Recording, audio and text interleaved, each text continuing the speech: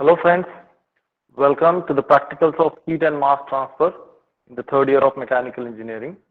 And in this session, we are going to perform the experiment on the thermal conductivity of insulating powder. We are having experimental setup to determine the thermal conductivity of insulating powder. This is the setup for that. Now, let me explain what this setup is.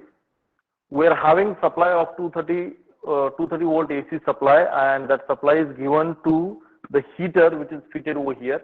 This is a sphere, basically a hollow sphere consisting of insulating powder in it, and there is another sphere inside it, inside of which there is one electrical heater. We can provide the electricity supply to that electrical heater inside the inner sphere. The inner sphere, the radius of the inner sphere is given to you. The radius of the outer sphere is given to you. Hello, am I audible properly? Hello, someone please reply me. Yes, sir. Okay, fine. So I was talking about the setup.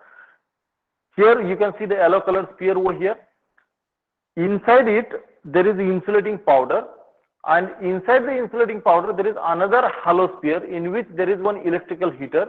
The coil of the electrical heater is fitted to the inner surface of the inner sphere, and that will heat up that inner sphere. The moment that inner sphere is get heated, it will start to transfer the heat to the surrounding medium, and the surrounding to the inner sphere is the insulating powder. We are having asbestos powder as the insulating powder used into this setup. Now the heat will start to flow in the radially outward direction from the inner sphere through the insulating powder, right? And then finally it will reach to the outer sphere over here. Now I can sense little heat, little warmer this surface is right now. The heat is right now flowing from the inner sphere to the outer sphere, and it is passing through the insulating powder. We have fitted 4 thermocouples on the outer surface of the inner sphere so as to measure the surface temperature of the inner sphere. At the same time, we have fitted few thermocouples on the outer sphere so as to measure the outer surface temperature of the outer sphere. And the heat will be flowing from inner sphere to the outer sphere. Both the radii will be given to you. The manual will give you the radius of the inner sphere as well as the radius of the outer sphere. We have 4 thermocouples on the inner sphere, 4 to 5 thermocouples on the outer sphere. You can see over here. I don't know whether you can see it or not. This T1 to T4 are the temperature of the inner sphere, and T5 to T10 are the temperatures of the outer sphere. Thermocouples have been fitted over there, and we can measure the temperature of these thermocouples by simply switching this knob to the different positions. Now you can see this is the position 1 where the temperature is 59 degrees Celsius. So the temperature at the first thermocouple, which is at the inner sphere, is 59 degrees Celsius. I hope you can see this number. Now the temperature of second thermocouple, that is also on the inner sphere, that is also 59 degrees Celsius. Obviously it has to be very close to each other. Then third thermocouple temperature is 57, 4th thermocouple. So here also the temperature is about 61 degrees Celsius, 59 degrees Celsius. And from T4 onwards, from T5 onwards, now you can see there is a sudden drop in the temperature. Now, instead of 57, it is now 33, which is the temperature of this outer sphere. And from T5 to T6, T7, T8, T9, all these are the temperatures of the outer surface of the sphere. Well, next we have a dimmerstat. See, we are having a electrical heater inside the inner sphere, and electrical supply is given to that heater. So what happens? That electrical supply will heat up that coil, but we need to regulate the supply voltage to that electrical heater so as to regulate the heat flow rate from the inner sphere to the outer sphere. And for that, we are having a dimmerstat over here. So this is what the control of the dimmerstat, which actually varies the series resistance to the heater. And by varying the series resistance, we can vary the supply voltage to this electrical heater. And the supply voltage, which is presently the voltage across the heater, is 51 volt, that you can see over this display. If I change up this position, if I rotate this knob, you can see the voltage is varying. So this is 56. Now if I rotate it in anti-clockwise direction, it is 34, 31. But I would like to bring it back to the 56 position. Was that 56 earlier? अगोदर किती 56 होता ना?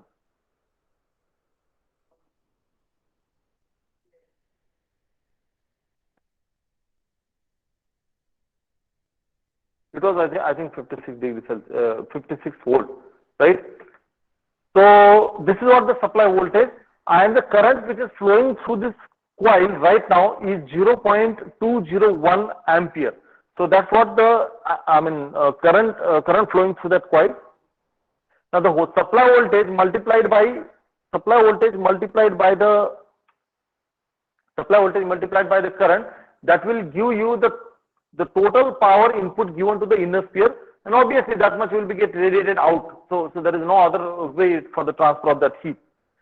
Next, now this is all about the experimental setup. Calculation part I will tell you afterwards, but one important thing I would like to tell you that this experiment has to be performed and the reading has to be taken only at steady state.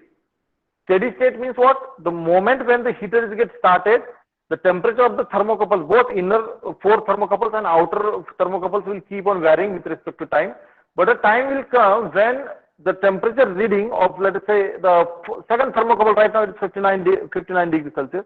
So this reading will become constant and will not vary with respect to time. And only at that time we need to take down the readings. Otherwise, in a case if this reading, the temperature of thermocouple inside or outside is varying, then there is no meaning to go for the reading, since that is not the steady state condition. We need to take down the readings only at steady state condition, right? Well, so I have started this setup at about 2 hours before the actual start of the practical, and now somehow I got the steady state reading over there. Now it's about 59 degrees Celsius. So there is no meaning to keep the recording of that 2 hours, entire 2 hour session, keep on recording. It is simply just for to bring the steady state condition. So now here is almost it is a steady state condition, and now we are going to take down the reading. So for the reading, I have a page over here.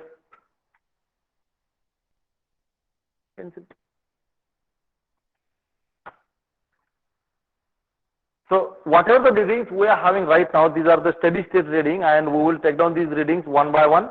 But for different batches, the readings will be different, and we will see these readings in different practical sessions. So I have one copy of write-ups over here. Now the supply voltage over here, you can see this is the supply voltage, that is 55 volt. I'm going to write it over here. 55 volt. The current input current is 0.201. It is 0.201 ampere is the input current. Next one, we need to note down the temperature readings. Temperature T1 to T10. Now let us start off with the first one. Now I have selected the first position of the knob, and that will give you the temperature of first thermocouple, which is fitted on the inner sphere of this one. So that temperature is 60 degrees Celsius. So that temperature is 60 degrees Celsius over here. This is the temperature of the first thermocouple. Next, switching on to the second position, you can see the second thermocouple is also at the is also showing the same temperature, 60 degrees Celsius. Obviously, it has to be very close to each other. If there is a difference there, it shouldn't be more than 1 or 2 degrees Celsius. Next, third thermocouple, you can see it is showing the temperature of about 58 degrees Celsius. And the fourth thermocouple is showing the temperature of again 60 degrees Celsius. So these readings I have noted down. I will give these readings to you and explain it to you while explaining the calculation part. Next, from T4. Now from T5 onwards, these are the temperatures of the outer sphere. I mean, this outer sphere I can physically touch and sense that temperature. T5 is 33 obviously degrees Celsius.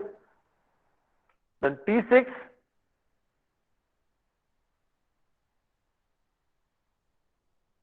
you can see that T6 is 34 degrees Celsius.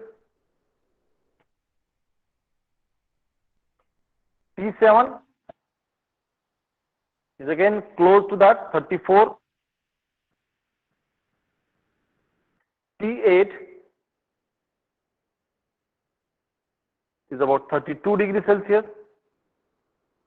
T9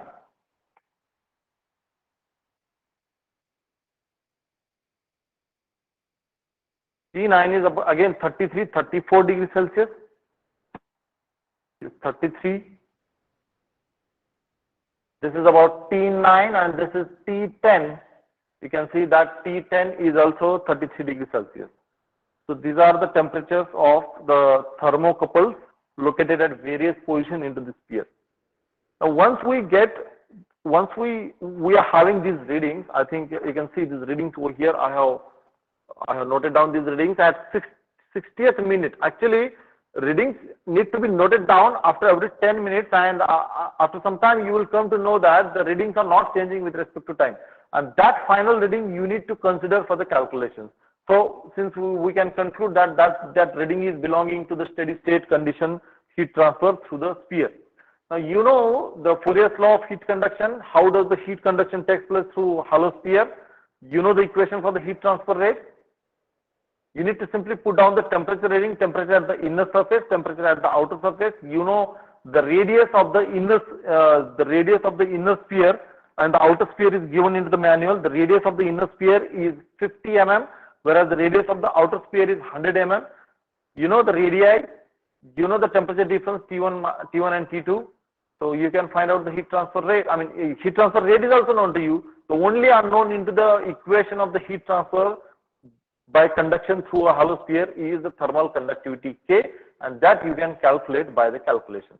The calculation part, I will explain it in the next lecture. I mean, in the next video. Thank you. In a case, if you have any doubt, you can ask me. Hello, am I audible?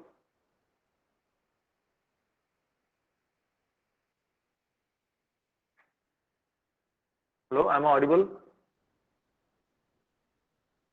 Yes. So, do you have any doubt? Do you want to ask any question related to the setup, or say any question related to this? Yes?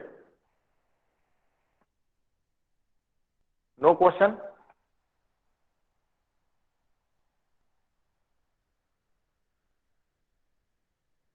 Okay, then fine. We will stop our recording over here, and I suggest you to start to write down the write-up. The calculation part, I will explain it to you soon.